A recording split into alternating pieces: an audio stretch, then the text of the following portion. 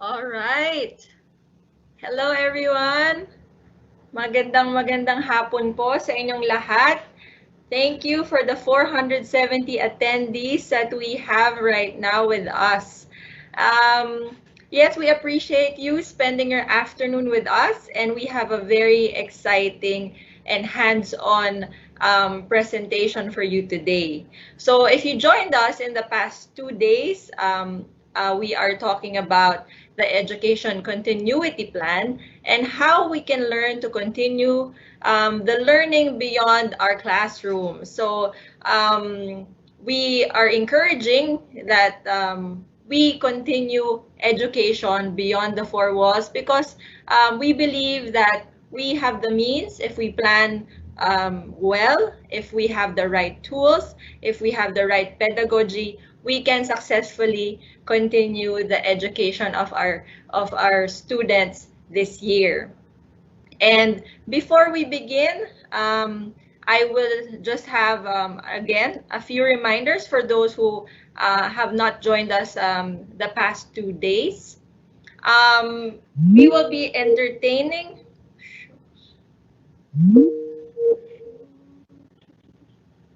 All right. Okay, sorry for that. We will be entertaining your questions, so just please type in your questions in the chat box in your apps. We will answer all the questions at the end of the talk.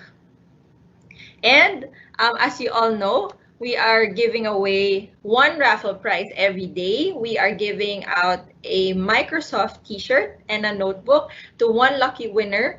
We have already pre-drawn it before the event, so we will just flash the name of the winner at the end as well.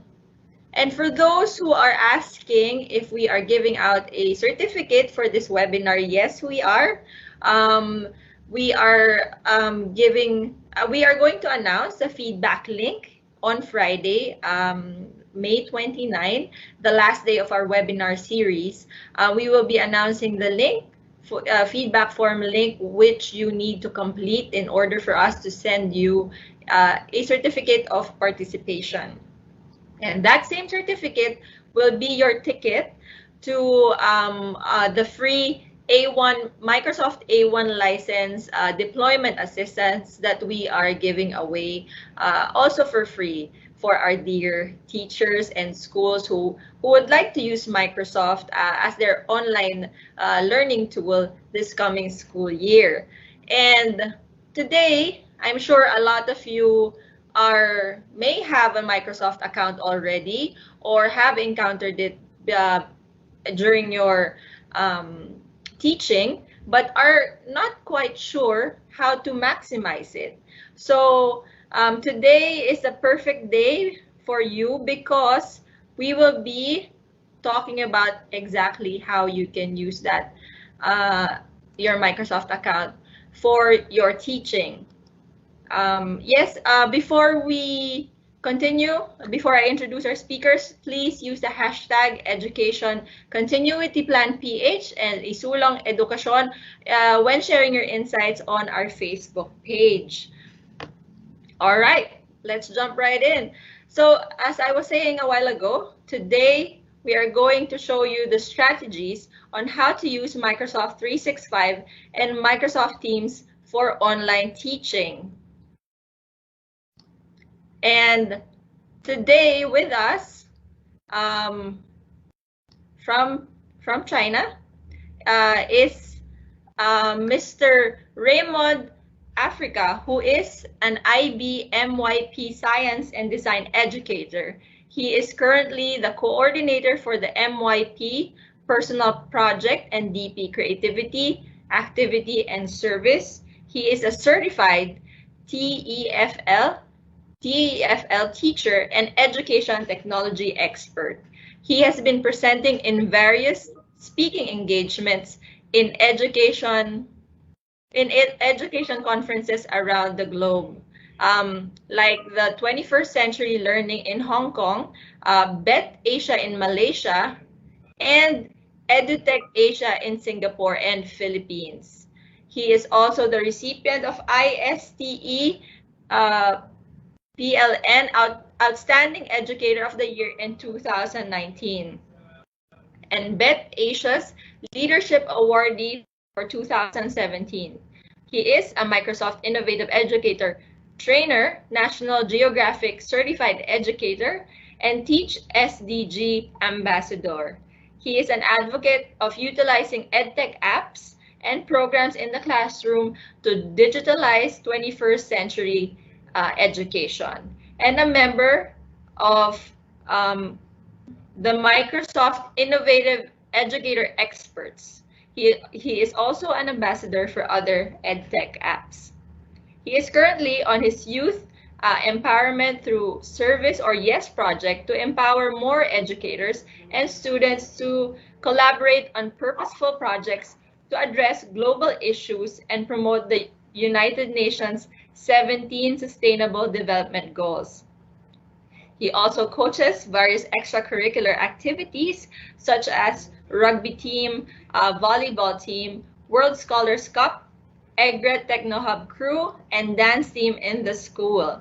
These help engage his students towards meaningful and productive activities to hone their knowledge and skills and develop teamwork, collaboration, and camaraderie. Everyone, I am pleased to present our well-rounded speaker for today, Mr. Raymond Mitchell Africa from Manila Xiamen International School.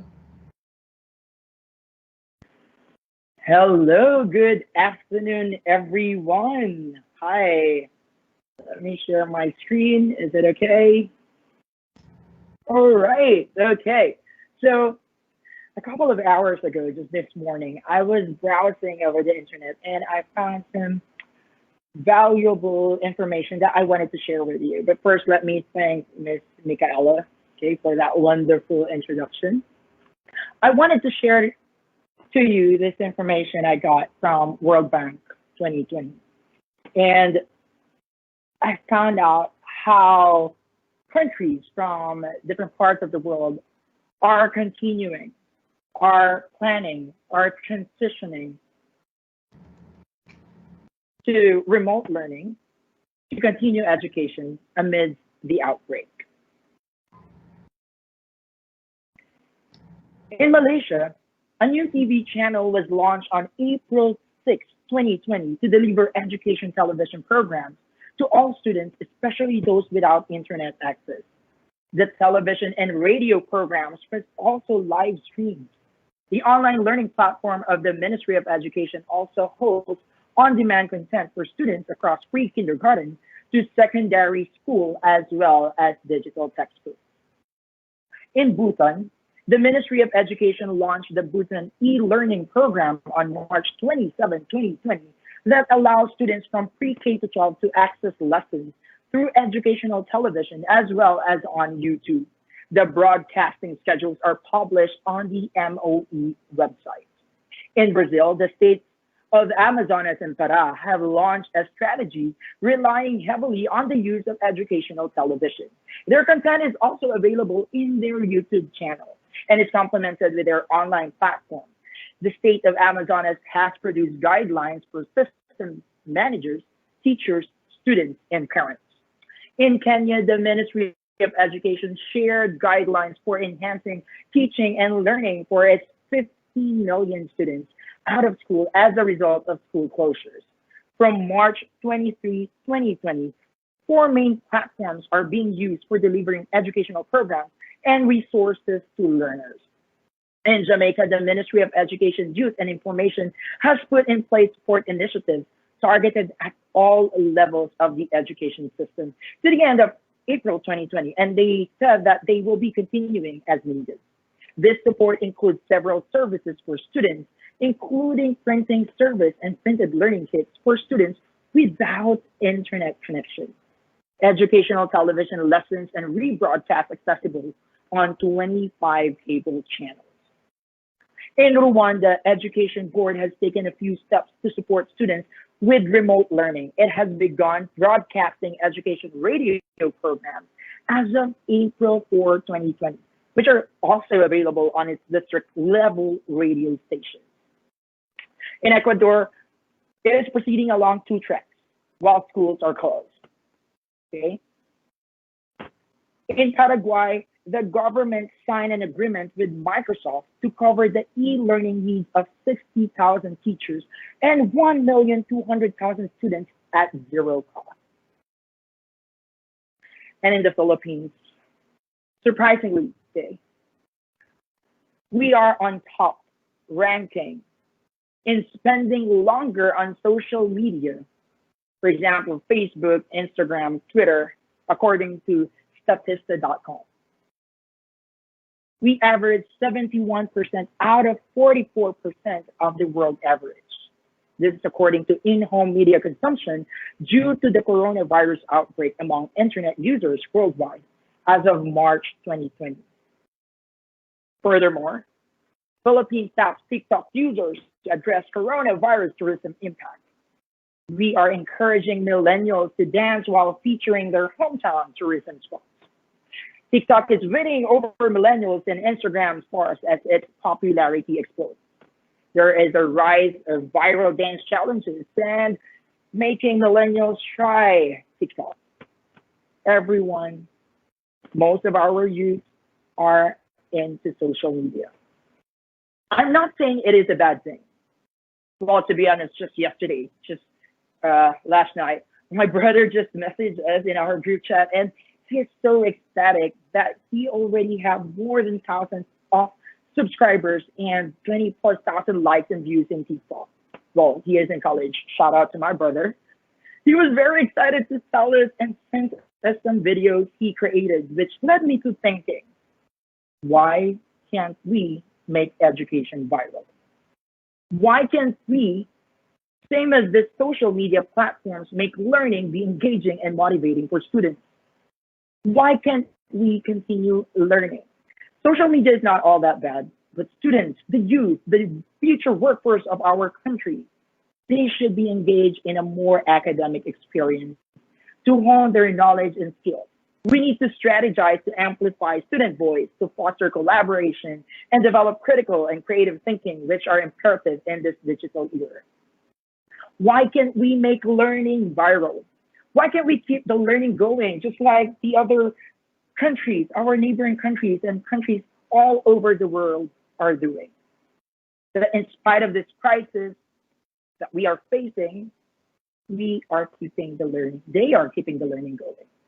As I researched from the World Population Review, some of these countries that I mentioned are even third world countries, and same as us, developing countries. So why can't we do the same? I have a huge respect to our dear teachers and school leaders. I know we have so many brilliant minds and great ideas in the Philippines, and we should utilize this, or else again, we will be left behind. Technology might be more efficient than us teachers, but technology will never be superior because we are the creator. Good afternoon, everyone. I am Raymond Mitchell, Africa. I am, like what Ms. Michaela mentioned, I'm an IBMYP Science and Design teacher, a Microsoft Innovative Educator, Beth Asia Leadership Awardee, and an ISC EPLN awardee. Now, today I will be presenting and discussing different strategies on how we can utilize, maximize the use of Microsoft Teams and Microsoft 365 for online teaching. So what are we going to learn today? So for this afternoon, we are going, of course, first we wanted to differentiate what remote teaching or what remote learning and online learning is. We want to identify some strategies for instruction using Microsoft Teams and Microsoft 365. We will also be describing how collaboration works in Microsoft Teams and Microsoft 365 and identify ways on how we can assess our students in a virtual learning environment. But okay, so as we start to embark in this online or remote learning, of course, we wanted to differentiate the two today.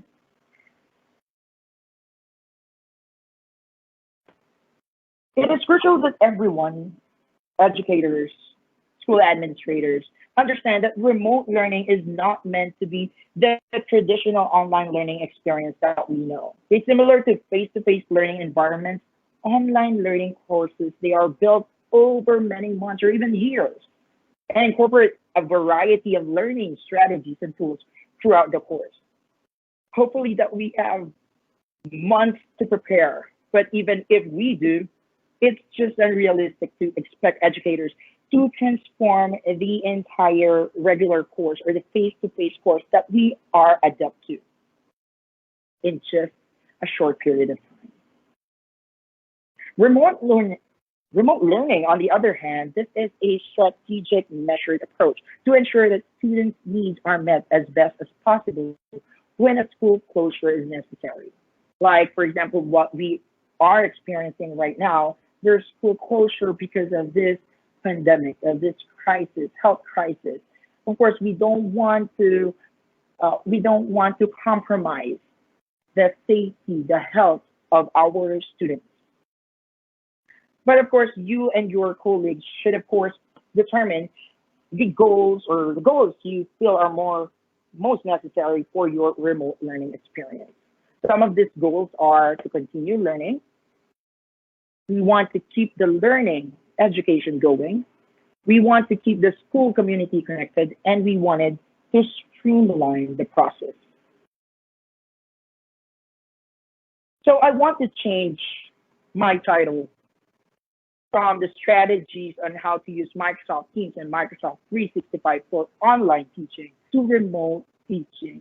Because at the end of this, we will still be going back to our traditional face-to-face instruction with our physical classroom, with our students, and with our curriculum. Now, it's also good for us to ask ourselves. I wanted to ask you, those who are listening right now, those who are watching right now, would it really be healthy for you to replicate your school day, teach as you currently or previously teaching, and ask your students to sit in front of a device for 7 hours? Mind you, I wouldn't do that.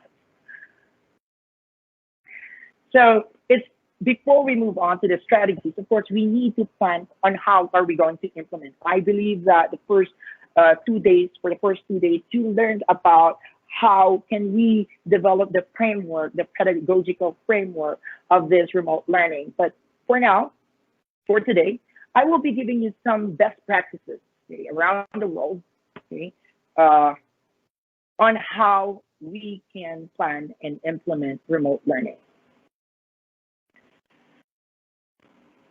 Of course, we need to identify what type of environments are we going to structure.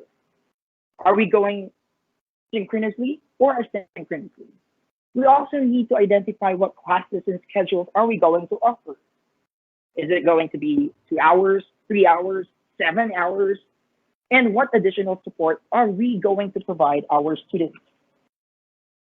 In our situation, I know that content is important, but we also need to give our students opportunity to reinforce social and emotional learning and practice self-awareness, self-management, social awareness, relationship skills, and responsible decision making. When you meet with the students, you can encourage them to share how they are feeling and how they think others are feeling, because the more they discuss their feelings and empathize with others, the more socially and self-aware they will become. Working independently from home, students will have the opportunities to self-manage and make responsible decisions. And finally, learning how to communicate with one another online and collaborating on projects virtually can help them build students' relationship skills.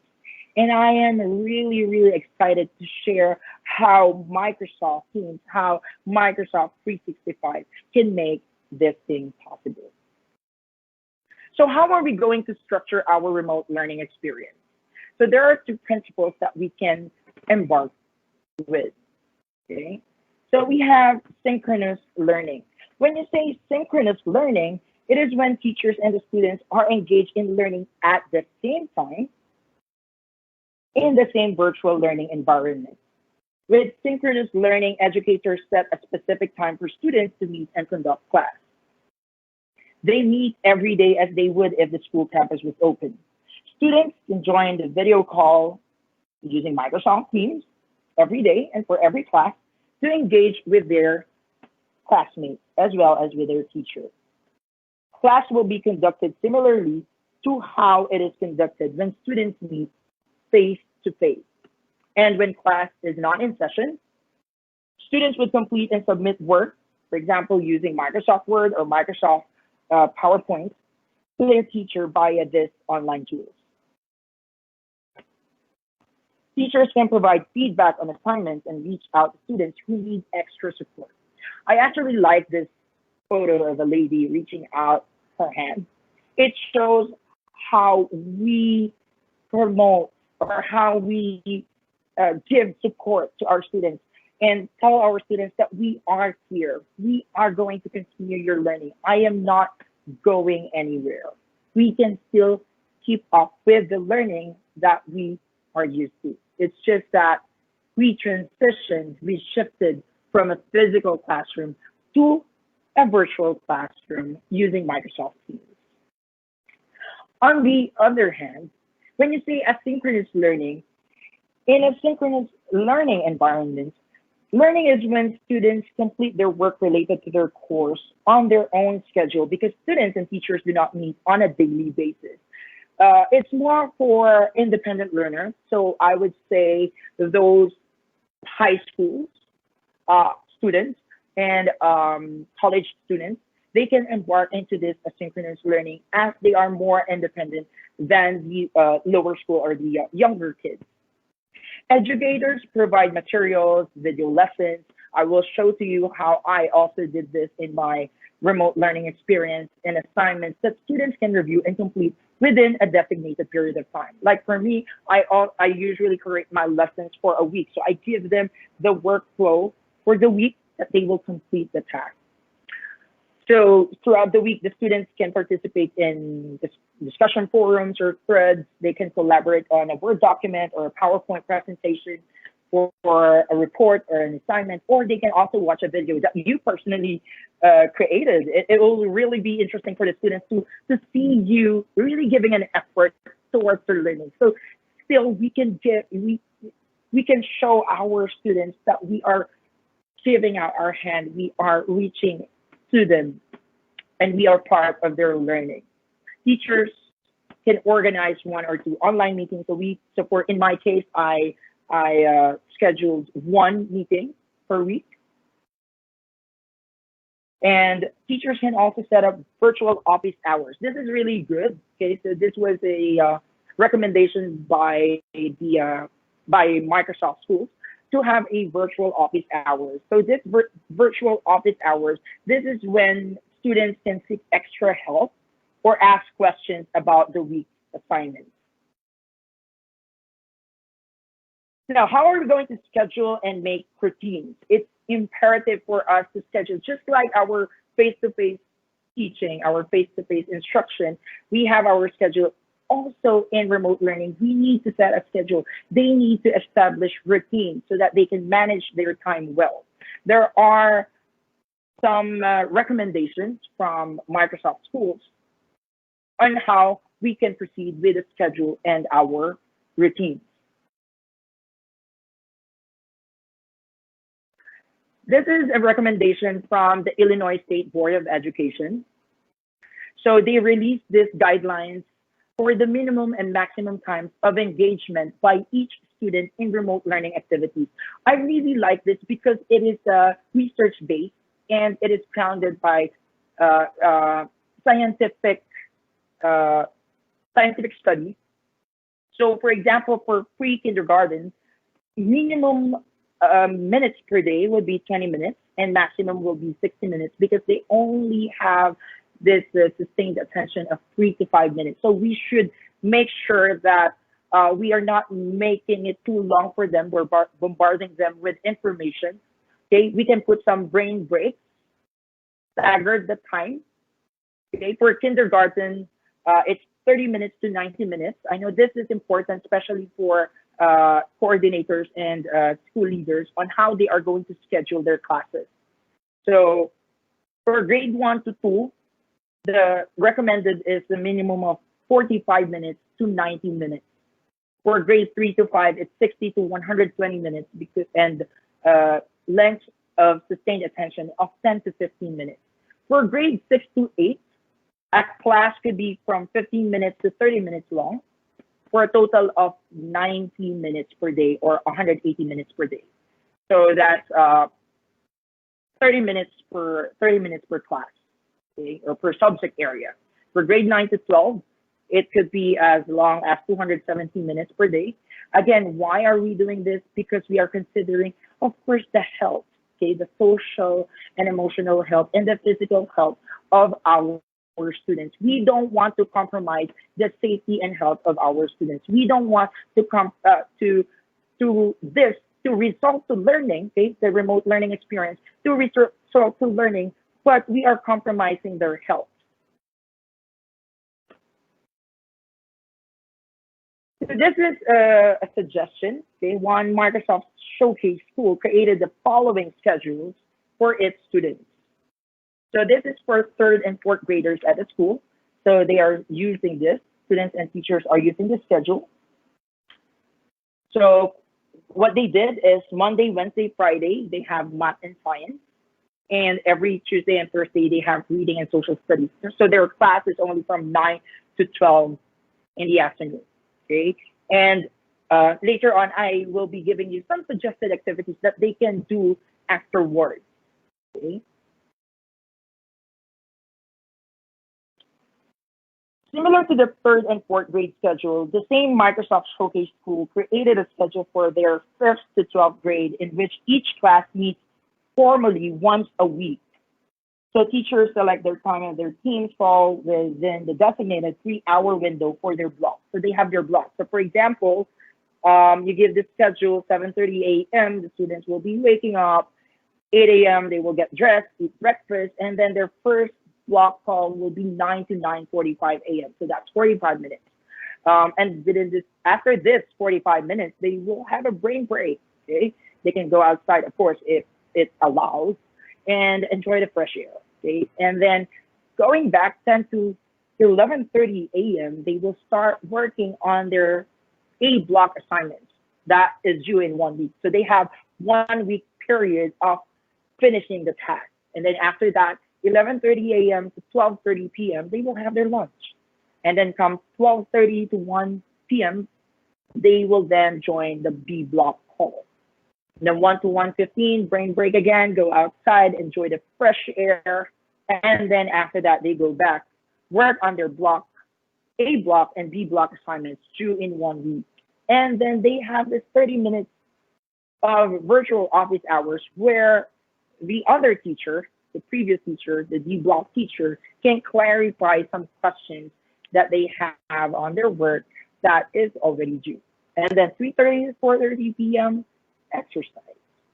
So this structured schedule, this routine for me, okay, and I know for you guys as well, this is a really good structure that promotes physical health, that promotes social and emotional learning. We are considering those challenged learners, those who cannot pace with the, or those who have some questions with the activities, those who cannot pace our teaching. We give them a chance, okay, while not really squeezing all of our curriculum, all of our topics, and giving it all at once. My suggestion, what I keep telling my colleagues as well, is to keep the content simple, to keep the process simple, and to keep your expectations simple. Because again, remote learning is way, way different than remote or remote learning is different from our regular or face-to-face instruction. So we have to be patient, we have to be kind with our students. And of course, if the students have their schedule, we also need to keep our sanity. Okay, we don't want to be working, we don't want to be online facing our devices all throughout the day. Okay, so early morning we can wake up normal time and then go to our morning routine. Prepare for our first class of the day, meet our A block class 8:30 to 9:15 a.m. Then work on our lesson plans and assignments. We can prepare for second class of the day, 11:30 to 12, meet B block 12 to 12:45, and then lunch. Then check in with individual students who requested extra support. And we can also hold virtual office hours for students who have questions or need additional support. And then 4:15 until 4:15, we can integrate assessments into our class, grade our A and B block students that are submitted during the day. And then 4:15 offline. It's imperative for us, okay, to set a schedule and be offline. Okay, go out, breathe fresh air, talk to our family, talk to our friends, because again, we need to keep our sanity.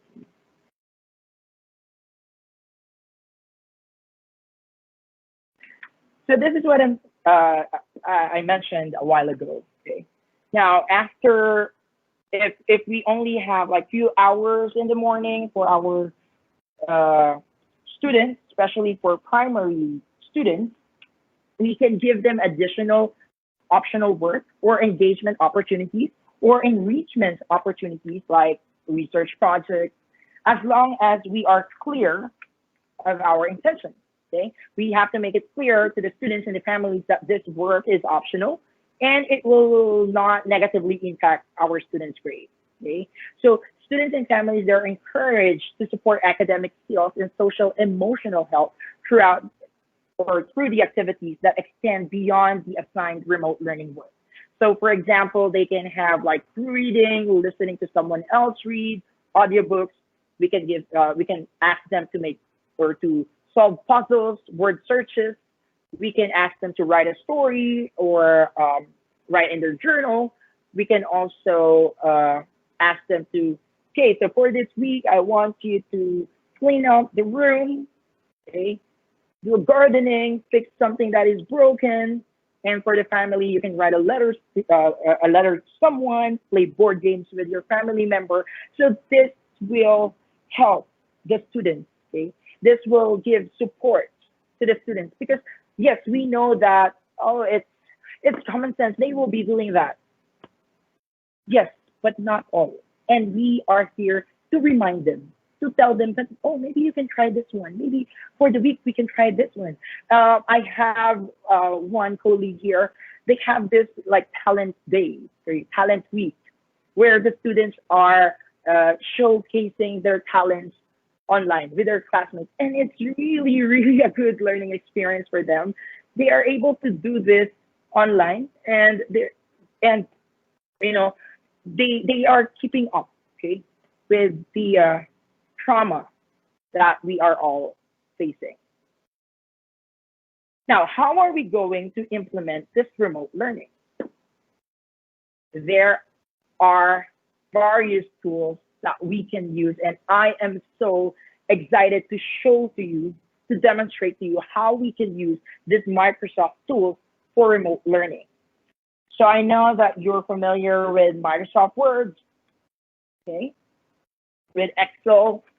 Now, Microsoft Word is it's a word processing program that is used for creating documents, so we can ask students to create reports or to make reports.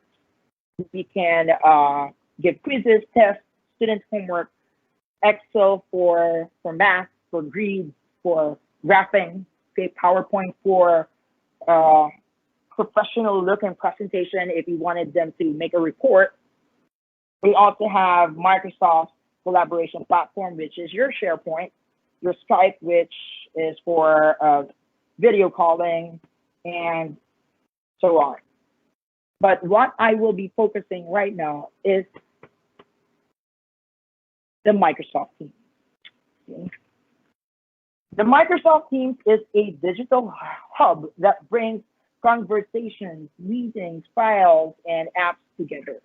Okay, because Teams is built in your Microsoft 365, schools can benefit from the integration with their familiar Office apps and services. Okay, I'm going to show you, right, wow, you can see, all right. So this is my Microsoft Teams. Oops, sorry. I hope you can see this. Right, so how do I use Microsoft Teams in my classroom? Okay, Microsoft Teams for Education comes with very powerful communication and collaboration tools that are available to other Teams users. So here, we can utilize the OneNote class notebook. We can give end-to-end assignment management. It is good for collaboration, for communication, personalization, giving assignments, notebooks, and the third-party applications. So let me give you a preview, okay? So this is how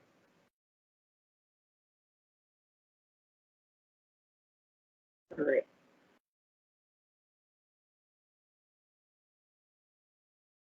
This is how it looks like at my end. And this is how it looks like at my student's end. So the one on the left is mine as a teacher, and the one on the right is for the students. So how do I manage my workflow?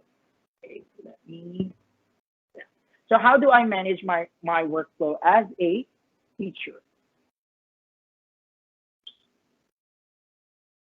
So as you can see here, I put the unit.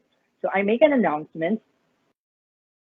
I put a unit here, and all of my announcements are here. So before moving on to that, here you can see on the side, this is your team. So for example, here, my MS Teams demo, and there are different channels. Okay, so for the different channels, I usually put, like, for example, here, the help unit, the different units for my class. How are we going to do that? I can click the ellipsis here, add channel. Like, for example, my next unit will be about nutrition. So I can put nutrition unit, right? And then, okay, description, this is, this channel is for grade 8 science nutrition unit, right? Okay. So I want automatically shows this channel in everyone's channel list.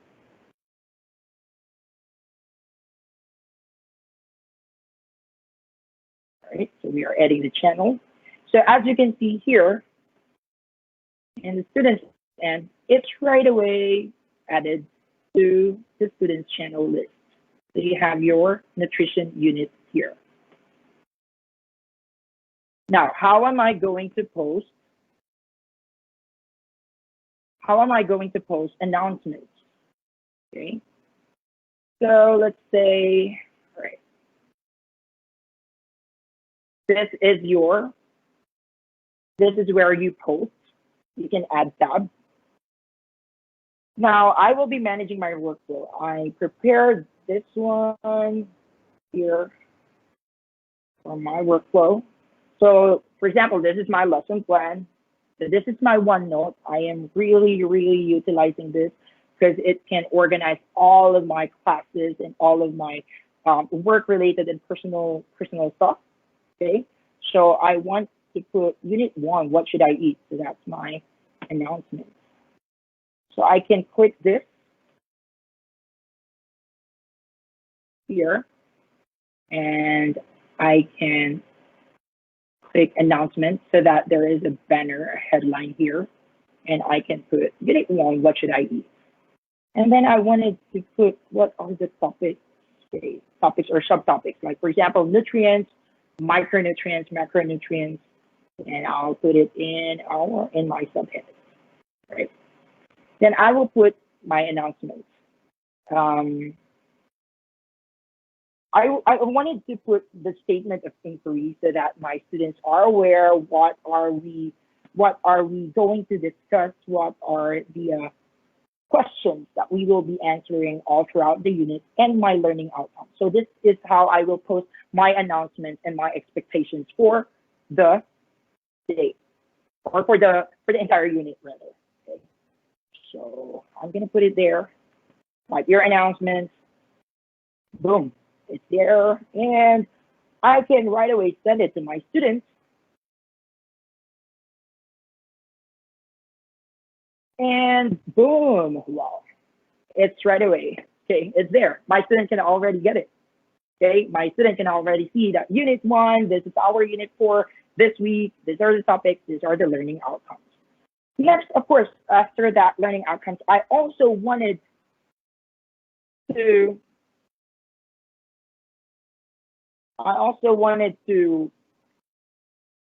give the task, okay?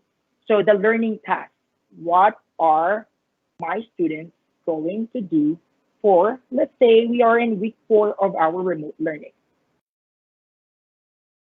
okay? Let me make this bigger so that you can see it here. All right. So I'm going to make another announcement. So I can just click the A here at the bottom. If you can see, that's format. And then new announcement. Okay. I can change color. I wanted to change color, or you can add image as well. So let's just change color. And I want a green one. So I can set like all blue are for the unit and all greens are for the week. Okay. So let's say we are in week.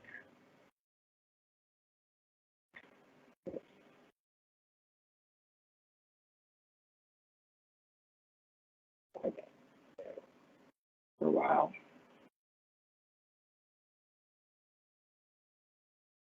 Let's say we are in week 5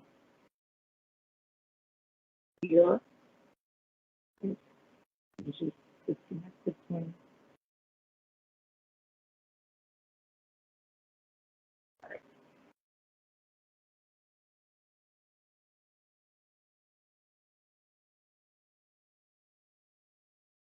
And yeah, you can see it there. Oh well, let me just pull out my Microsoft Teams again.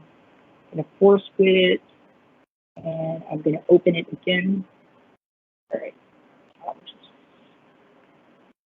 mirror, and I'm gonna open my applications, and let's see Microsoft Teams. There we go.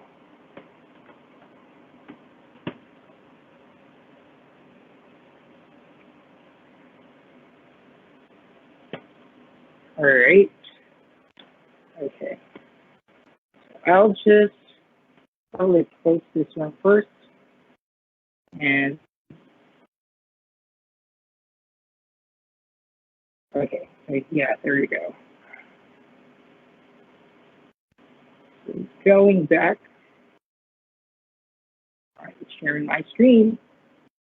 So I'm going to put in the headline. It's week 4, and in week 4, my topic is macronutrients, and it's in macronutrients and micronutrients. Okay. All right. So let's just wait for a while. And micronutrients.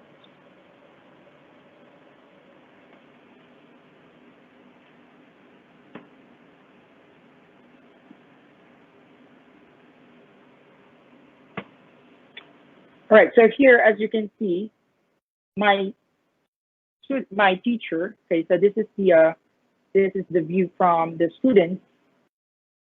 Okay, so my teacher posted the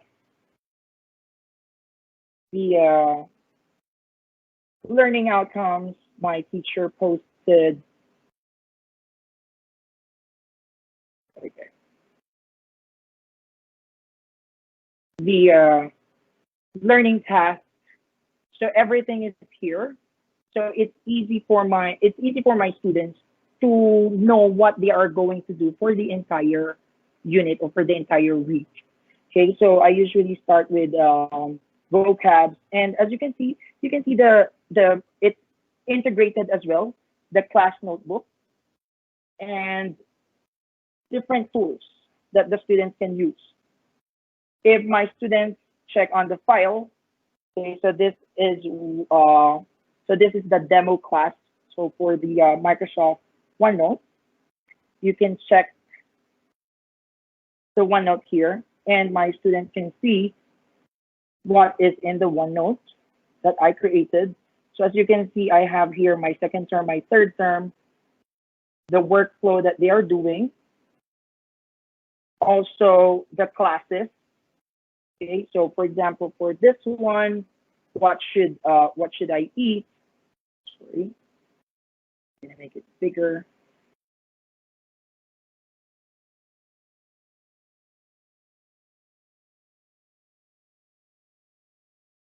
Okay, so what should I eat? So everything is here, and the words of the week, what are the activities that they will be doing, and I can even post videos that I created myself. Okay.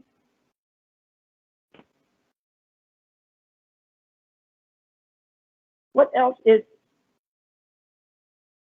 what else is good with Microsoft Teams is you can embed the YouTube videos, and you can also embed virtual laboratories. Okay, so for example, for this one, for my grade,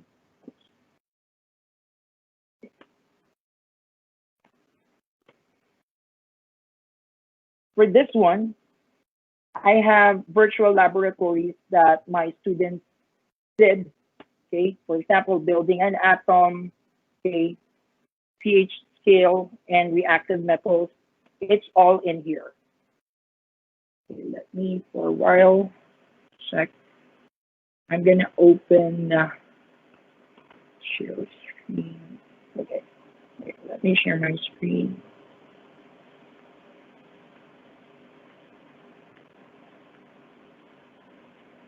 so that you will see what the teacher look or what how it does it look like for the teacher. Okay, all right. Mhm. All right. Mhm. So here, yeah, here, this is a laboratory that I gave for my students, and later I will show the journals that my students created themselves and wrote by themselves.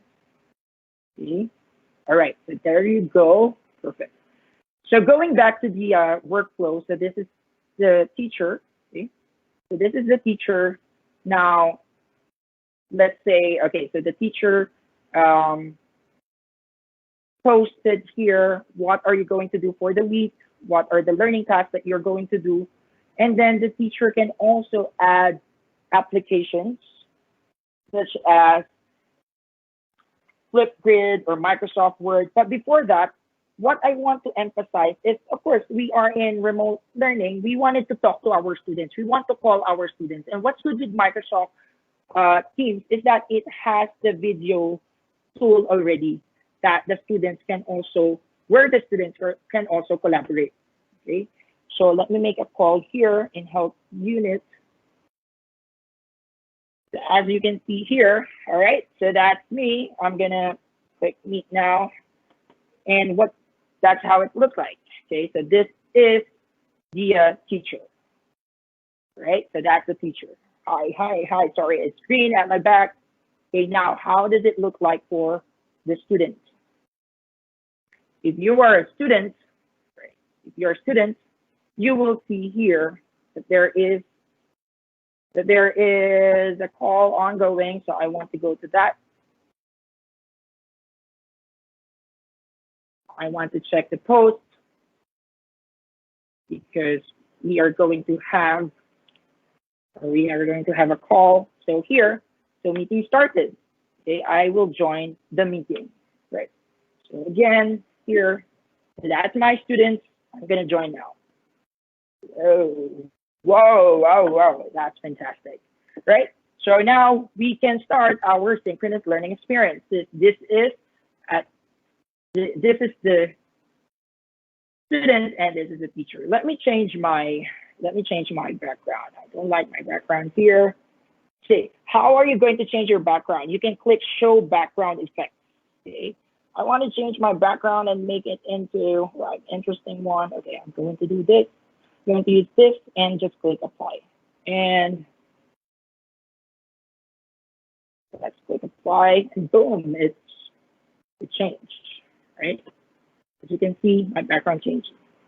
And yep, so that's how it looked like for the yeah, for the conference call.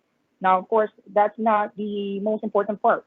The most important part is for us, for the teacher to teach. Now, in the classroom, we have our blackboard, we have our whiteboards, and if we transition to remote learning, we wanted to have the same experience, us writing on the wall or rather on the board, and the students writing on the board as well. How can we make it possible? What's good with Microsoft Teams is that it has the blackboard. So I'm going to share. And okay, let's wait. Here you can share your screen, you can share your window, or you can share your blackboard, which is going to be collaborative because you and your students can work onto something, right? Okay, so let's wait while it's loading, of course. All right. So this is what it looks like in the teacher, and this is what it looks like for the students. Okay. Now, for example, we are okay. I'm a science teacher. I wanted to teach about, let's say, photosynthesis, and I want Mitchell. Okay, Mitchell, can you tell the class how or what is the chemical equation for photosynthesis and describe how it works? So, as a student, okay, I will be using the tool in whiteboard, and I'm going to write. So I'm going to write photosynthesis. Okay, wait.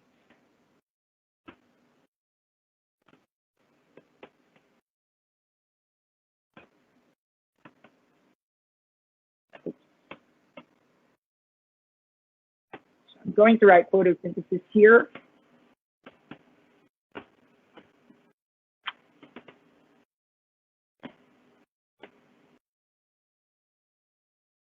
So as you can see, okay,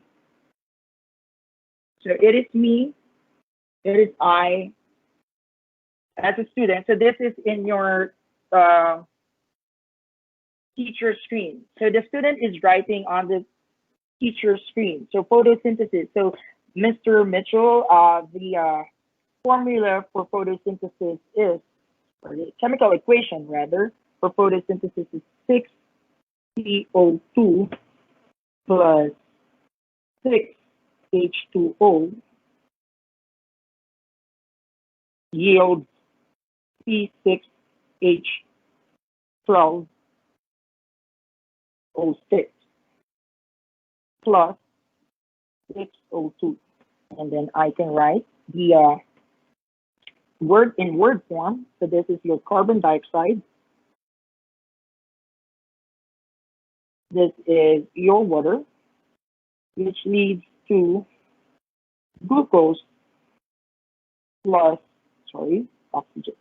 So I'll go back and erase this, plus oxygen. Now, for a more complicated one, okay, if the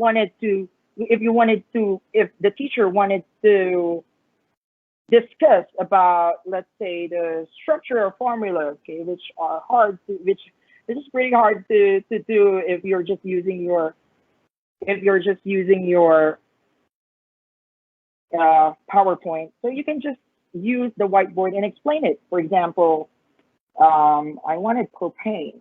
Okay, so propane, I wanted to teach about propane and the structural formula for propane, which is, okay, so C, there are three carbon atoms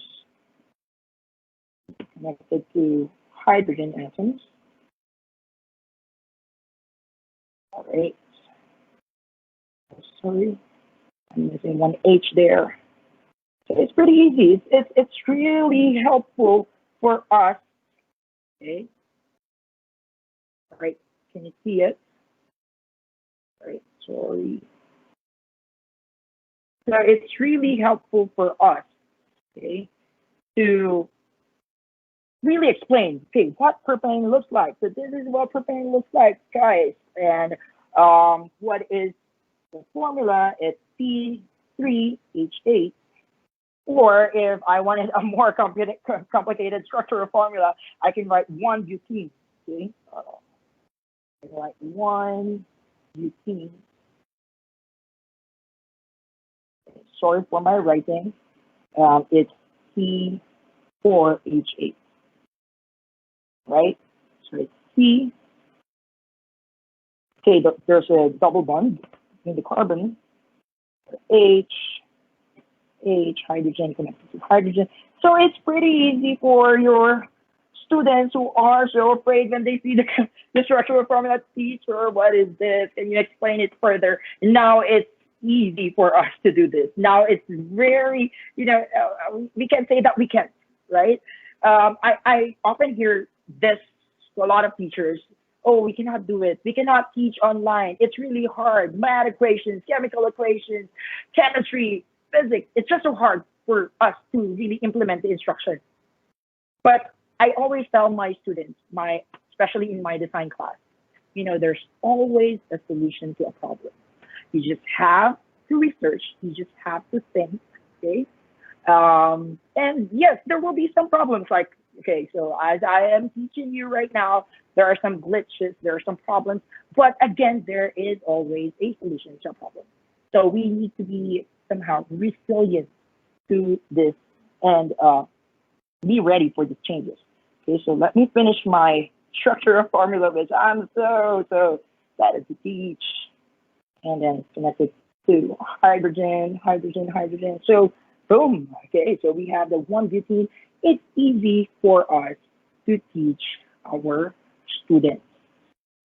All right, so that is collaboration in your whiteboard, in a conference tool. And what else is good?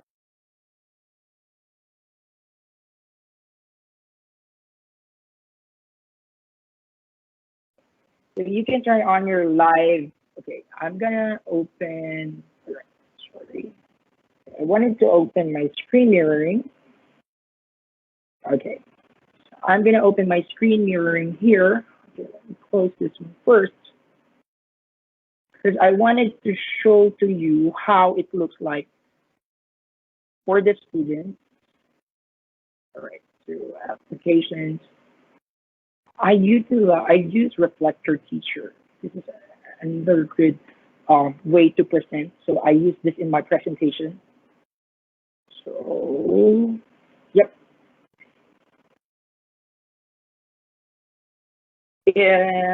What's good with this is I can present to you what it looks like because I wanted to show the live caption. I'm gonna go back for the live caption later, and yeah, so that's whiteboard, and then you can also present PowerPoint presentations. Now, I wanted to show to you this project I did. It's from the Kakuma project. It the Kakuma project. The Kakuma project. This project is done in Kakuma, okay, to deliver instruction to teach students from remote areas. Okay, so they provided offline devices and they put PowerPoint presentations and some modules for the students to study. So I am glad to be part of this project. I created some presentations here. And what's good with this is it one good thing with Microsoft PowerPoint is the ability to record the slideshow. So you can record the slideshow here, and you can use subtitles. Okay. So while you are narrating, so if I narrated my PowerPoint presentation, and then I wanted to use subtitles, so this is good as an accessibility tool. So this address those that cannot hear, so they can just look at it. Okay. Now how it works. Okay. So how it works. I'm going to play this. I'm going to play this. All right. What is pollution? Pollution is anything that makes our planet feel unhealthy and dirty. It happens when the environment is contaminated by waste, chemicals, and other harmful substances. Some forms of pollution can be seen, like when water gets dirty with garbage, or the land is filled with trash. Or some can be invisible, like when toxic chemicals fill the air.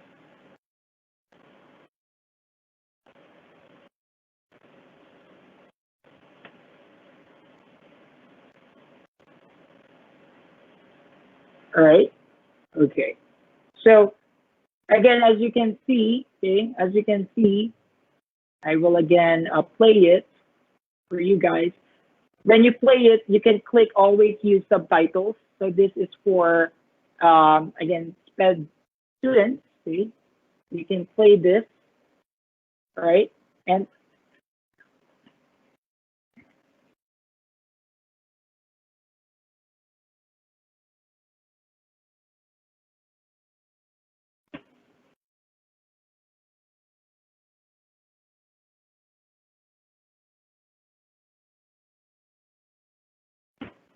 all right. So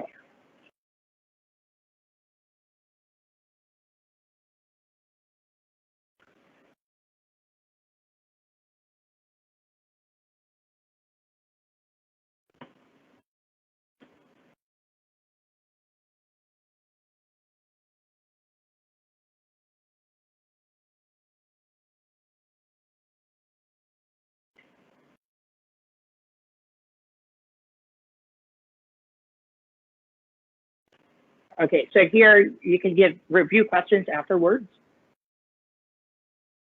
So see, as I am talking, it is also uh, putting subtitles, which is really, really good, right?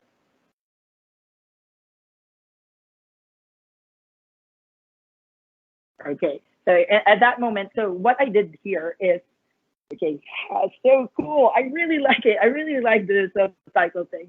Um, yes, so if you don't, if you cannot hear me, or if you put me in like a lower volume, you can still see what I am actually saying. So here, what I did is I created review questions, and then I gave time for the students to answer.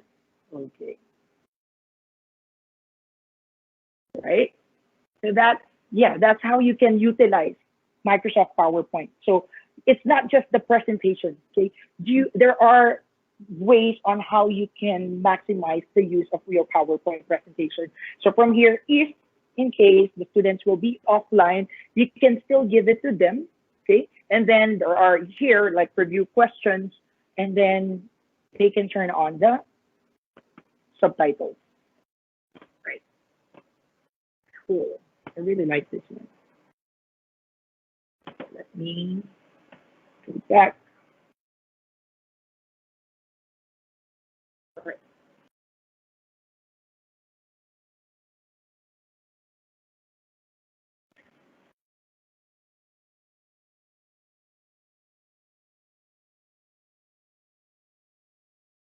All right. So that one is, let me check on that.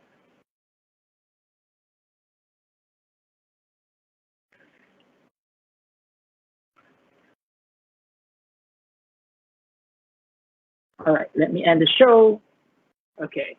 So that's it. That's how you can maximize your Microsoft PowerPoint in remote learning. So what's good with Microsoft PowerPoint also is your students can collaborate on an assignment. So you can just click share. Okay, you can just click share, and then it will generate you a link. Then after that, you can post it in your where's my Microsoft Teams? Oops. Okay. Oh, there's my Microsoft Teams. All right, so here, let me just share my screen again. And my, all right, so can you see my screen? That's cool.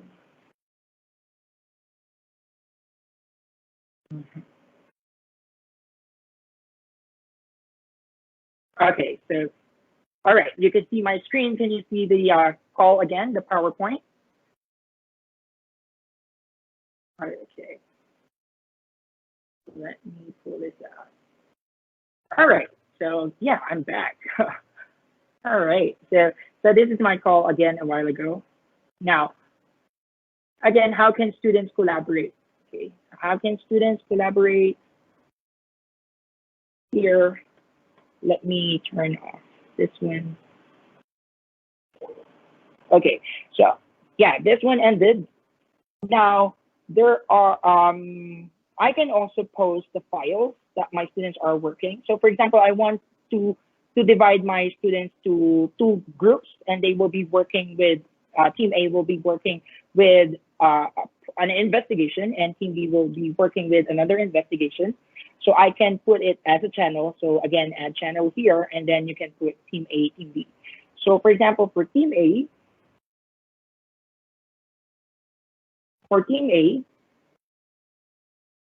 so I put here, hello, team A, kindly work on this PowerPoint for your presentation of the results. Okay, so the student can just open this and right away, see, I didn't go out from Microsoft Teams. That's what I like with Microsoft Teams. You don't, it's a digital hub, it's a one-stop, platform. Everything is integrated there. So here, the students can work on their researches, and or if they have their investigations, they can do it here, okay? And then they can collaborate on working on this.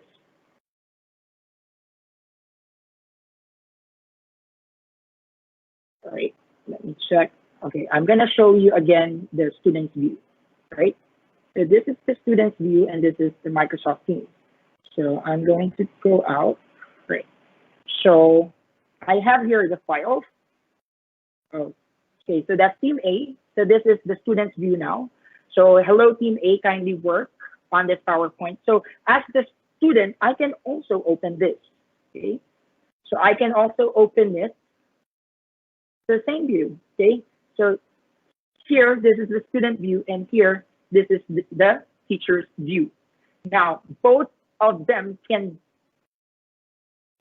they can work on this PowerPoint presentation at the same time. So I can just click this, and it will open my PowerPoint here. So for example, I want to add the, for example, here, so the students will add research question, okay? Research question. Oops. And then, okay, my teacher will see, boom, wow. Fantastic, right? You can collaborate at the same time, okay? So here you can see that you're working, your class are working. You can even provide comments right away, okay? So you can provide comments here right away for your students. So same thing with Microsoft Word, okay? With Microsoft Word, okay, let me go to my Teams. Again, I didn't go out from Microsoft Teams, which is really, really good, right? So here, hello, Team A, kindly work on this virtual lab investigation today. See OneNote for the PhET simulation. So I'll go back to my PhET simulation again in OneNote, which again is embedded here, which is here in, I can go to my health unit, and this is our class OneNote. Yeah. See here, okay, I'm gonna look at, oh, teachers told us, okay, health and exercise. Okay, health and exercise, where is that? Okay, it's in what should I eat? I can click on that, and then it will open, okay, and yep, okay, so here, and then there's a virtual lab here. Yes, so that's a virtual lab. Wow, okay, that's a virtual lab that the students can open. You can see, yeah, this is the PhET simulation. What's good with PhET simulation is you can do it in OneNote right away. But before that, let me check on, I wanted to show you some of the journals that my students created. I wanted to make this bigger, hopefully. Okay. Can you see it or not?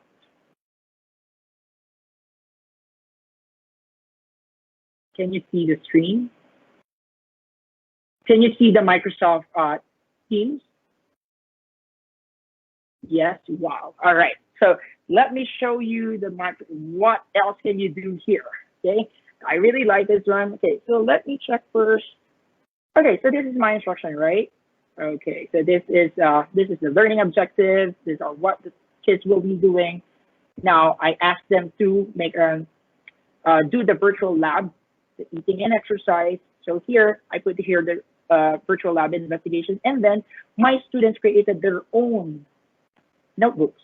Okay, they put their notes here. What's good with this is I can check it right away. All right, so kindly check. Okay, see there, I have my notes, and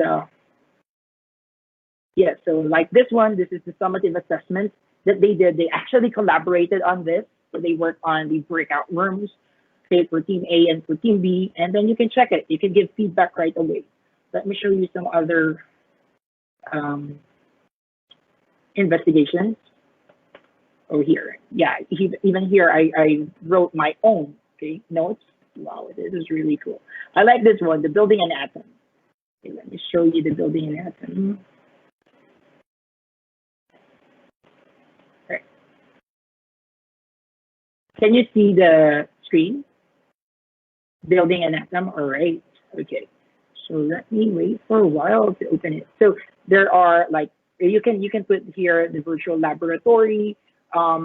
Students can collaborate on working on a report, a presentation. What's good with Microsoft OneNote and using Teams is you can provide right away feedback. Okay, so the students can answer using PDF files, and then you can right away give feedback. It's taking time. I'll just show you the actual one. All right, so I'll just show you the actual one. Not a problem here. All right, so this is the actual one. I have my OneNote here, and then here. Okay, so as I said, there's always a solution to a problem. All right, so building an atom, criterion A. So, sorry, it's criterion. Yeah, criterion A. So I can right away do my PhET simulation here, which is wow. Okay, so you can even do virtual laboratory. You can even do laboratory virtually. Okay, so possibilities are endless. Okay, you can embed a PhET simulation here. Students can answer. Okay, let me just wait and show you. Okay, students can answer the questions, and then again you can write or give feedback right away. So I have here the PhET simulation for building an atom. I also have here PhET simulation or simulation for reactive metals. And what's good is See, I can check it right away. My students can answer the questions and I can give feedback. Okay, so these are actual students' work, and then I can give feedback.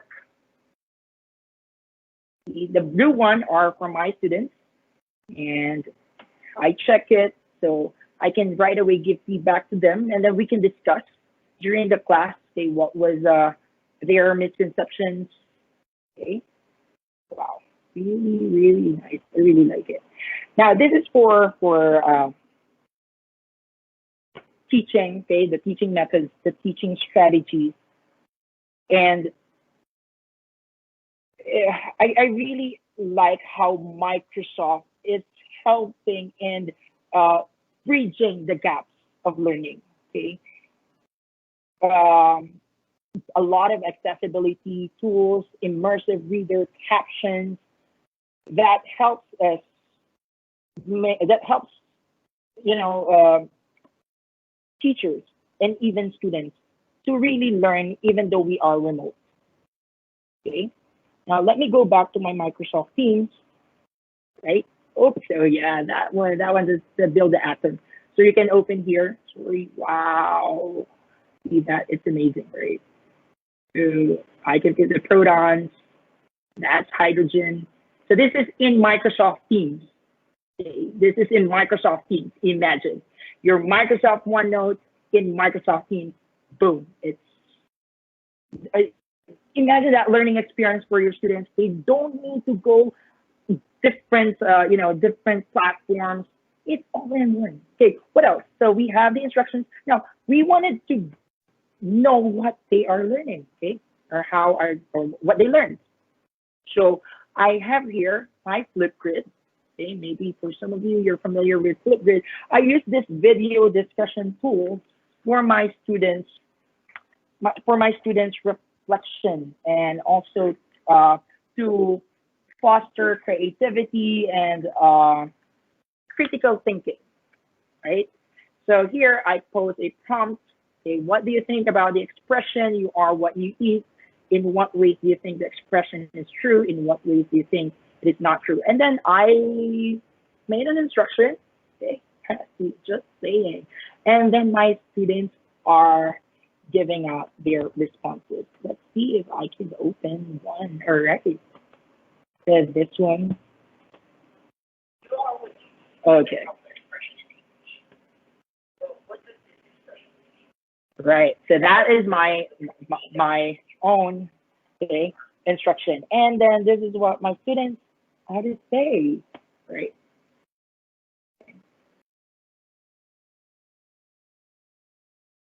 And I'm going to play this one.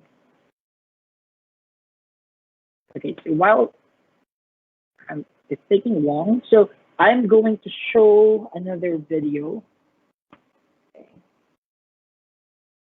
Okay. So this one is a video that shows my students' creativity. This is in my design class. I wanted to show it to you how it works. Okay, so I just asked them to explain what design is and see how they responded through a video discussion tool. So I really like this as well because you can give your own feedback here. You can reply, and your students can reply as well. You can grade them with rubrics like the ideas, performance, or you can edit the rubric and you can give comments. So that's what's good with Flipgrid. So I use this as formative assessment for my students. Right. Okay.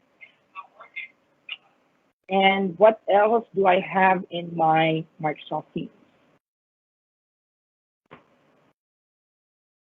In my Microsoft Teams, I also have my Kahoot. I really like this, and my students really enjoy answering questions in their Kahoot. Right. Let me open up. Thank Right.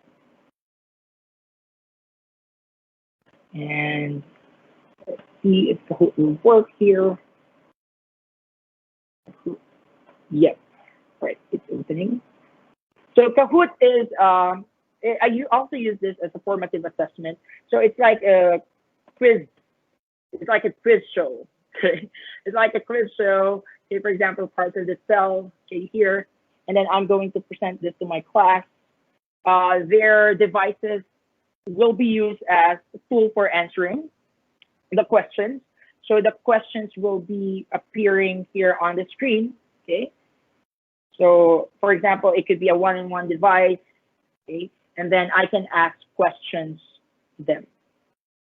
Okay. That's see, it's again, it's embedded here in, or it's here in Kahoot. So no need for you to go out search for it because it's here. How again, it's here in the app.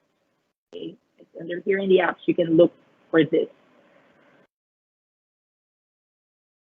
All of the applications are here. You can look for it.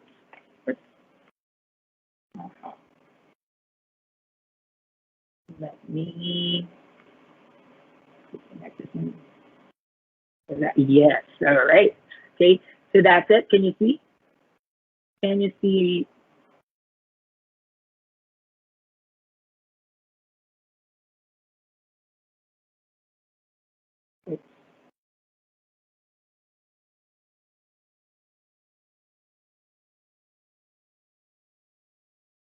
Okay. So can you see the screen of the app? No. Okay. So the Microsoft Teams. Yes. Okay. So here, you can see all of the various tools that you can use in Microsoft, and you can search for, let's say, Flipgrid, and it's here. Whoa. Okay. You can search for, whoa. This one, I just recently found out about this, and I really like how it helps me in my formative and my summative assessments. Okay. The NUADU, right? I'm gonna open this NUADU here. Whoa. Okay. So this is how it. So see, I just opened it here. Okay. Dashboard. So what is NUADU? NUADU is a formative, summative, and normative digital assessment platform. For a while, I'm gonna close again. Oh, I'm gonna open. Right, let's see. Okay, so this is NUADU. Okay, I'm gonna log in as, okay, sorry for this.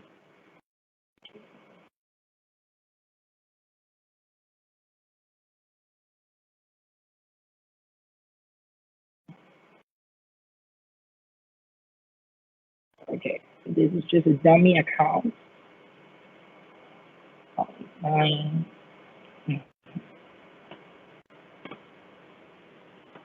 All right, so what is this NUADU? NUADU is a formative, summative, and normative assessment platform that allows a teacher to assign personalized and individualized sets of questions. So it's already integrated here. So it's in Microsoft Teams already. You don't need to go out to and open your browser because it's here. As you can see, it's here, NUADU, right? So here you can see your classes, A and B, math groups, and also you can check out the assignments. Right. What? Right. Okay. Then I'll just have like a short uh, run through of how this works, so I can assign you assignments. I'm a science teacher, that's why I love this. I really love this. And if you're a math teacher, you can also work on this. So I'll assign science. And here you can check on the grade level. So grade 4, grade 5 is, I really like because it's also integrate, it follows the DepEd curriculum. Okay. So for example, let's say grade 6, okay, I am going to teach ecosystems. Oh, sorry, that's grade 7. Anyway, yeah, that's grade 7, and I'm going to teach ecosystems. All right. Now, NUADU helps to discover students' natural potential and adjust their level of mhm, their uh, their individual learning styles. That's what I wanted with. Let me check on here. Okay, for a while. Let me and all right, so I'm going back with my science. Thank you. And okay, so I'm going to choose ecosystems. And yes, I can check on the subtopics. I wanted to assess my students, and then you can choose the class. Again, what's good with NUADU is you can personalize it. It's either you wanted to give it to all of your students, you can choose everyone, or you can also just choose which student. So for reinforcement of reinforcement and they the reinforcement of learning, and also for your challenged learners. So, for example, I want only Ariel, Sterling, Macy, Genevieve, and Madison to answer this particular question. So I can choose them and then select a type of question. So there are different ways. Okay. So for the scope, I can again choose the scope. Uh, So you can see here the number of the filter scope, the type, and if you assign that question before, you can also see it here, who the author is, and the number of questions. So for example, for the filter scope,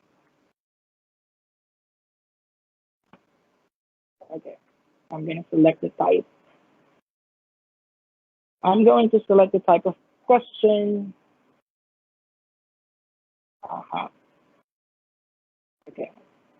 Anyway, all right. So here you can see the different questions that you can select. And under, you can see if I chose easy question, difficult question. So there are different ways that you can assess them. It could be multiple choice. It could be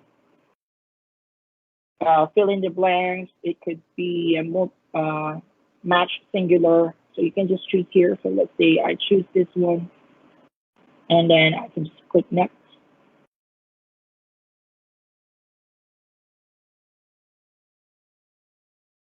And then this is the summary. Okay, here it will show you who are the students who will be answering this question. You can give due date. Will it be tomorrow? Will it be in 2 days, in a week? Or you can set a specific date. Wow, that's amazing, right? Here, there are the questions. You can still remove questions if you feel like they need not to answer it.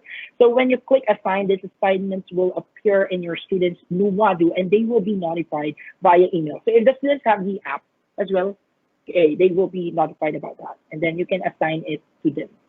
Okay, click assign. And then, yeah, so the assignment has been created. It's here right now. And your students can check on that. Okay, so that's some of the things that you can do with, it's not only some. I know that there's a lot, and there are still a lot of changing parts when it comes to Microsoft Teams and Microsoft tools. So as a classroom teacher, we need to keep updating ourselves, okay? In with this changes. It's really good that we have like webinars like this that can help teachers and that can help school administrators to know more about these tools in learning. But then again, at the end of the day, it's still the teachers who are important and the students who are important part of the classroom. Right? Okay, so that's it. I think I pretty much covered the the schedules, the instructions, and also the how are we going to assess formative and summative assessments. How can we do reflections, okay, reflective assessments? How can our students take notes? How can they collaborate in their projects? It's just amazing that Microsoft Teams can do everything in our remote learning, or even in our regular face-to-face instruction. You know, that is what remote learning is. We transition to the online platform. But then after we cope up, after we're okay, we can go back and still bring with us Microsoft Teams and this Microsoft tools, right? And yes, and again, for the accessibility tools that are helpful also for special education. And the most important thing is it's secured.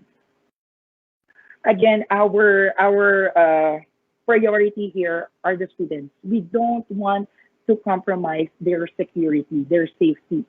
So not, with other platforms, with online conferencing, you can just barge in. You can just go in and facilitate the learning.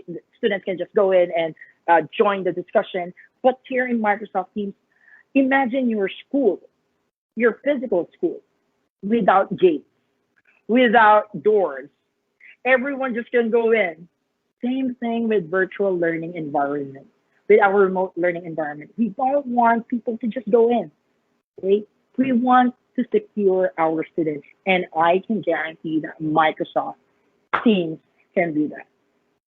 Thank you so much for listening to me, and I hope you gained some valuable information from this talk. Yes. Wow. Okay. So that's I'm on time. It's 3:30. Yes.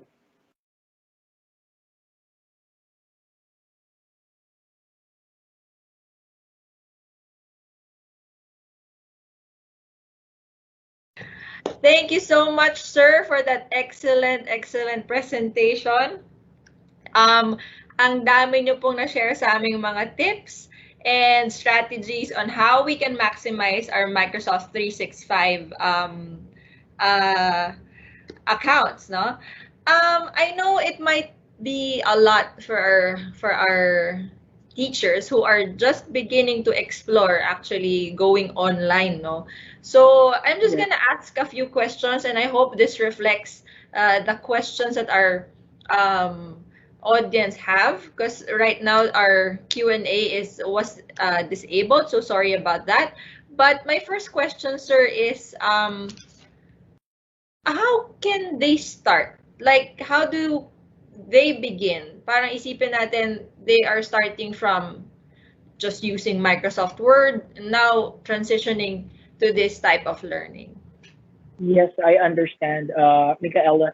Now, just like what I mentioned a while ago, keep the content simple, keep the process simple, and keep the expectation simple. Now, all of these things that I am presenting to you. This is a result of 5 years of embarking into EdTech. Wow. So yes, I understand that you are just, like what I mentioned during the first part of my presentation, it's a rapid transition. You can start with Microsoft Teams and Microsoft Word. That's it. After the students are getting used to it, add another one. They can make a presentation. If you feel, you have to also check your students. Okay, you can start with the conferencing, or sorry, you can start with the whiteboard with the background, right? So with the whiteboard, they can collaborate. So put a little, and then it will be a big one.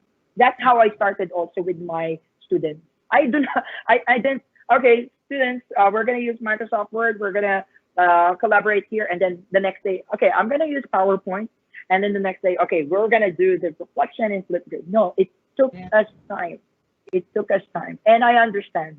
I understand those teachers who are, overwhelmed. Okay. But what I wanted them to feel and I wanted them to know is that there is a solution for everything. We can resolve it. Whatever your problem is, we'll try to resolve it. We'll try to see how it can work. Yes.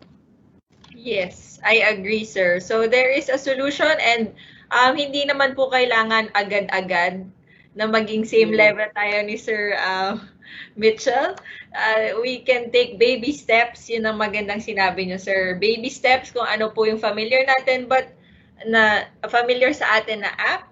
But at the same time, we should also be pushing ourselves to find other like features na meron si Microsoft. Because I know marami dyan available naman na eh. Hindi lang tayo aware that it's possible. Like what you shared a while ago, yung ano po, no, yung subtitles ng Yes. Microsoft. I'm sure marami po sa atin sa PowerPoint, hindi po nating alam that PowerPoint is actually capable of doing that. Especially po sa mga SPED teachers who are watching right now, marami pong nagtatanong in the past na paano naman po yung mga with special needs. I hope yung tip po ni Sir Mitchell is helpful for you. Ngayon po na alam nyo na it's one way of helping those students who need extra help, kumbaga. Yes. Sir, you said this is a 5-year journey, no? Yeah. Marami rin nagtatanong previously, paano ba magiging Microsoft Innovative Educator? Kasi parang Oh, marami po talagang hindi aware and maybe they would also like to be one as they progress in their, learning about edtech apps.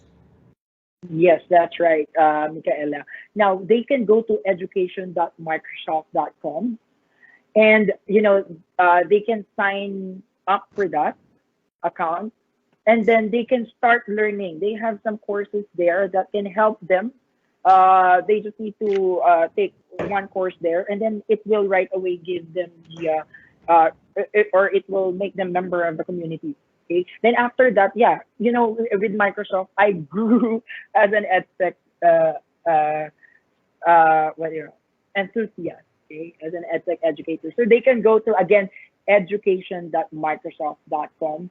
They can check their learning path there. They can learn from it. But again, I because some they just took the course, but they are not really practicing it. So I hope that they a little like what you mentioned, baby steps to embark into this edtech journey. Yes. So that's Mm-mm. education.microsoft.com. Yeah. Sige, yes. Yes, thank you for that tip. So please go to education.microsoft.com.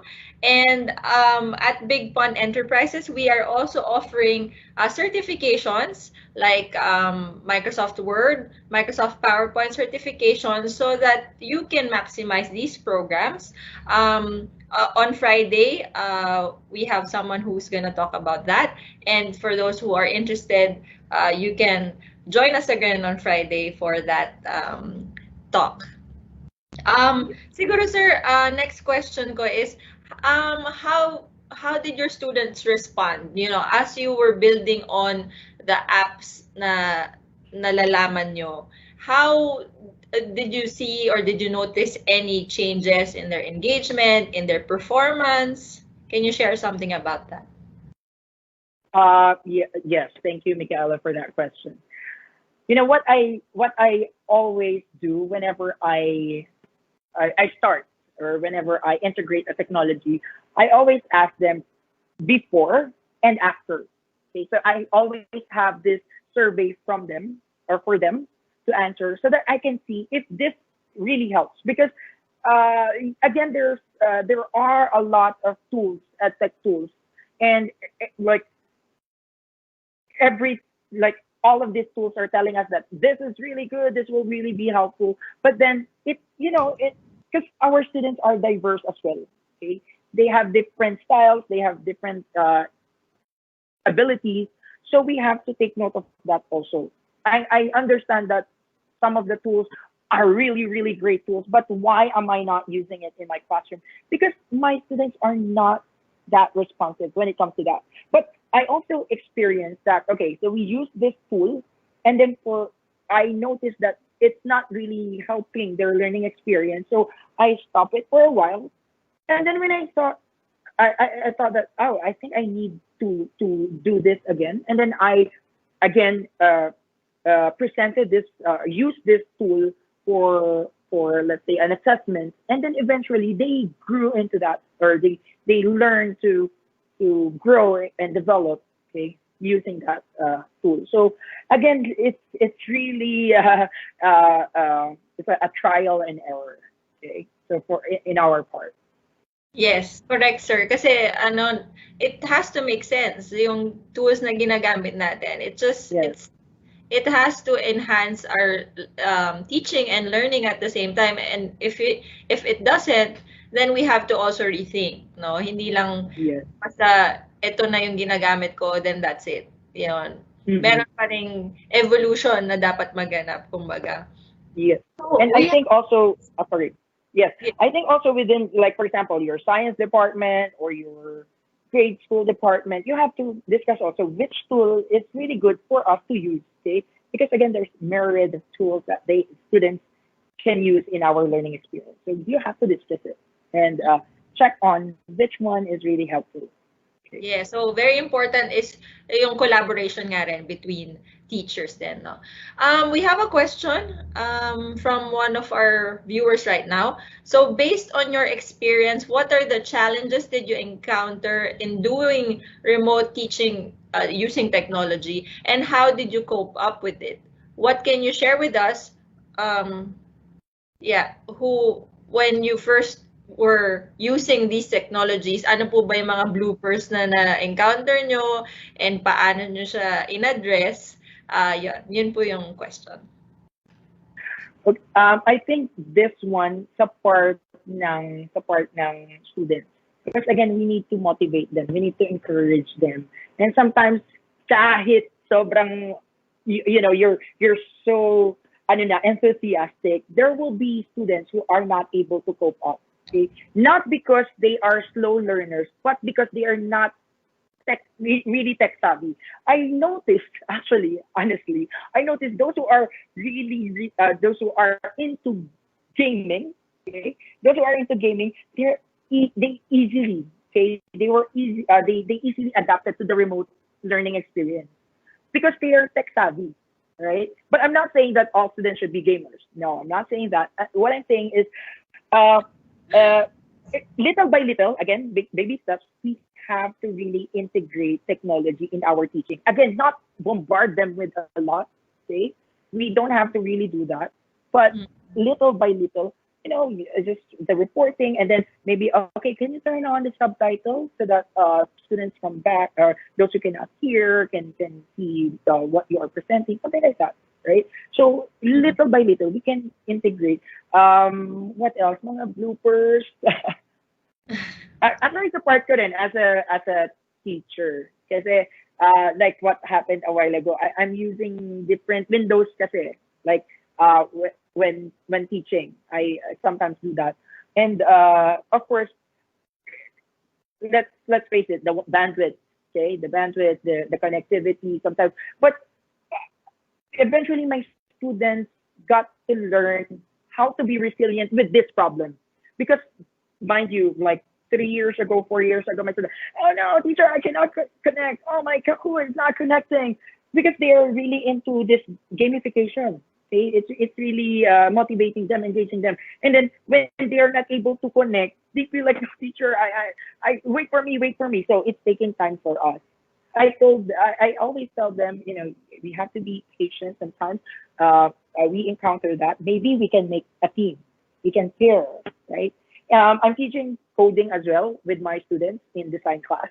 So I'm teaching coding, and I do pair programming. So in that case, when the student cannot do it, then the one who has, so they pair program, they pair answer. Okay?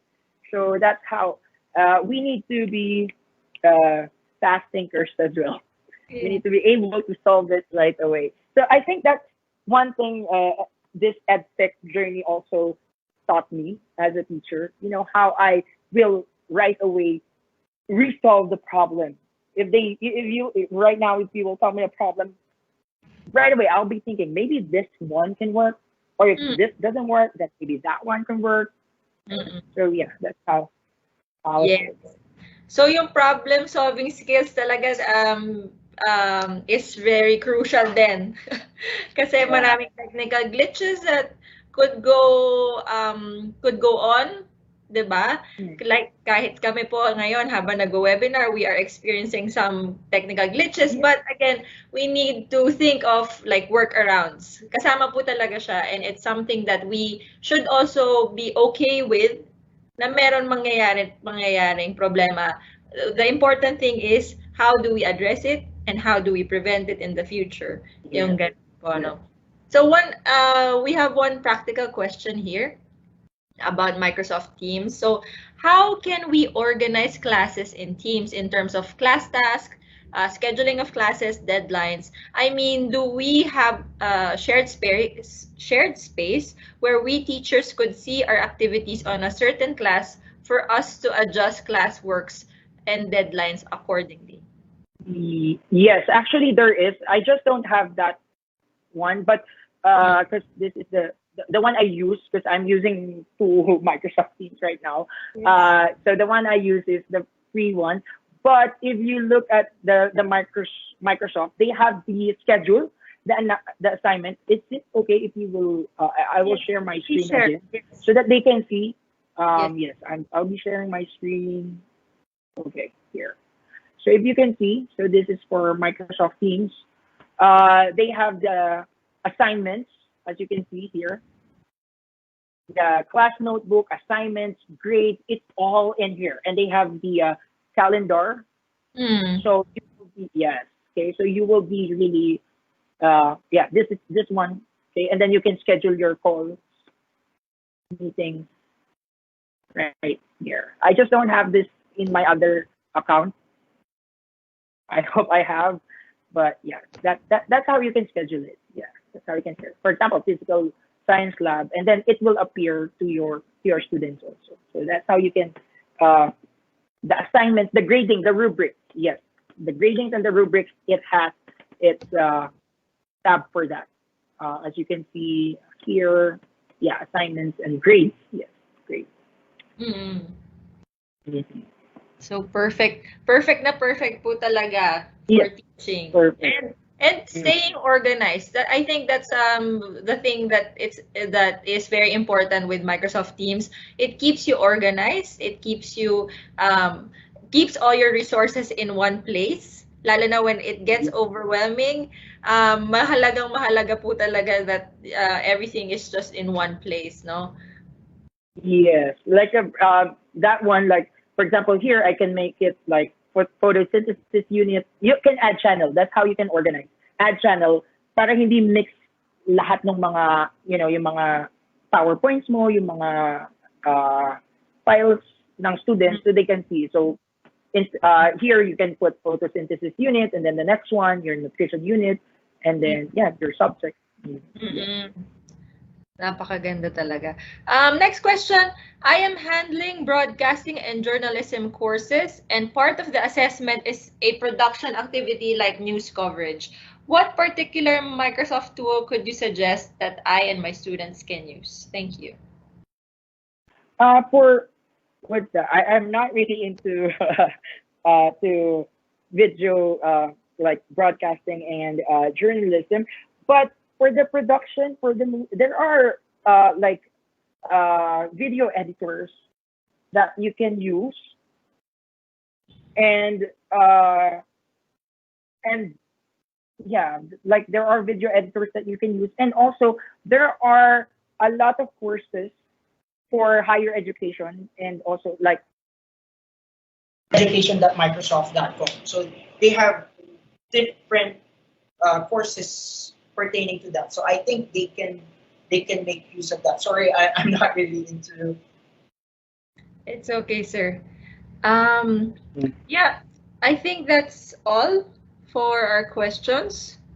Or is there one last pause, sir? My question is there any available modular type of training that Microsoft offers to learn the various programs? Yes. Okay. Okay. So I will show you the educator. Oh, sorry. Where is that? Okay. So I will show you the educator that uh, community. Yes, you can check all of the courses. It's modular, whatever like uh, course you wanted to take, they have it here. Okay. But again, if I would be wanting a specialized course, I would actually I wanted to embark with like certification for Microsoft Word, certification for that, and I think there is also like Microsoft Certified Educator, right? So that would be good. This is for this is for basic learning. Yeah. So this one for teachers for basic learning, but for more intensive, like for intensive and in-depth learning, I would suggest, okay, to have this certification for Microsoft, certification for um, or for the different tools. Yes. And by the way, I use Microsoft Sway for my presentations. So not like different from others who are used to Microsoft PowerPoint. I use Microsoft Sway to present this, as you can see here on screen. Mm. Sir, what is the main difference between PowerPoint and Sway? Uh, Sway is more like it's animated. It's animated and I would suggest PowerPoint. It's easier. It's easier to use. And Sway is online also. Yeah. So You it's need to more be online. dynamic. Dynamic Yes. present. Yeah. Yes. Okay, I think no more questions from our audience. Do you have any parting words, sir, that you want to give to our teachers? Yes, as I mentioned during the first part of my presentation, I really, really admire our dear teachers, school leaders, school administrators in the Philippines. Again, we have so many, uh, brilliant, intelligent minds in the Philippines. And again, we should utilize this and we should not be left behind when it comes to education. Okay. So again, keep the content simple, keep the process simple, and keep the expectations simple. Right? So technology might be more efficient than us teachers, but again, they will never be superior because we are the creators. Yes, perfect ending remarks, closing remarks, sir. Thank you so much. Thank you again for joining us today, sir, all the way from China. So we really appreciate that you took this time to teach us your expertise, so to say. So for tomorrow, please join us again for another session. Tomorrow will be about NUADU. So Sylvester Escobia, Mr. Sylvester Escobia will be sharing with us in more detail how you can use NUADU as an assessment tool and for online learning.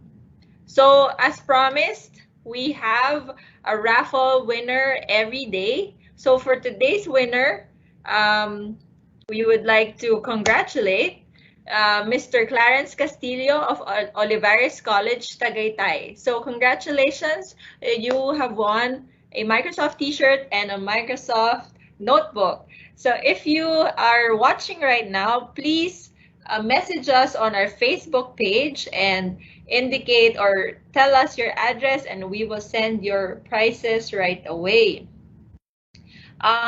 Yes, as I've said, tomorrow you will learn how to automate your assignments and assessments to validate student learning. I'm sure a lot of you are still wondering how you could assess your students during this time. So tomorrow is the perfect lecture or session for you who have been asking that.